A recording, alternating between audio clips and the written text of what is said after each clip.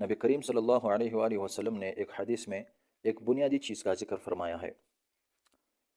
آپ صلی اللہ علیہ وسلم نے فرمایا، الناس کلہم ہالکون الا العالمون، یعنی سارے انسان تباہ و برباد ہونے والے، ہلاک ہو جانے والے ہیں، اگر بچیں گے تو صرف اہل علم بچیں گے۔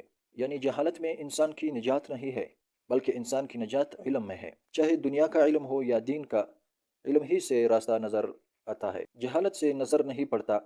جہالت در حقیقت ایک اندھیری ہے اور علم فی الحقیقت ایک چاندنا ہے، چاندنے میں راستہ نظر پڑا کرتا ہے، اندھیرے میں راستہ نظر نہیں پڑتے۔